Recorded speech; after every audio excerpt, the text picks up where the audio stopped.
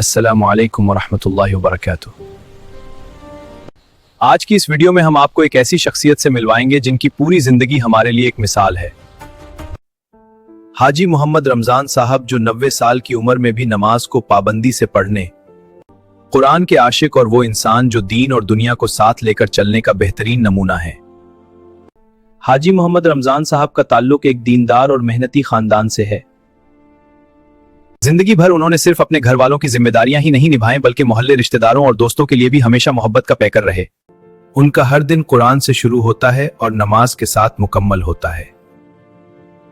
वो कहते हैं कि जिंदगी के हर मोड़ पर अल्लाह पर भरोसा कर लो, आसानियां खुद रास्ता बना लेती हैं।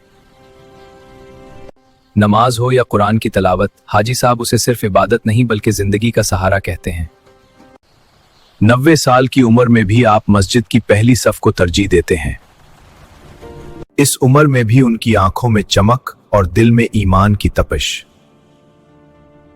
इस बात का सबूत है कि ईमान उम्र से नहीं, नीयत से जवान रहता है। कारोबार, खानदान की कफालत, बच्चों की तरबियत, हर जगह उन्होंने अदल, प्यार और समझदारी से फैसले किए।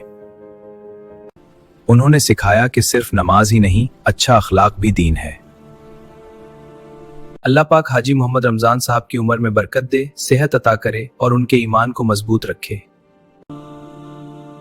आपके घर में भी ऐसी बाबरकत शख्सियत है तो तबसरों में उनका नाम जरूर लिखें। अल्लाह हाफिज।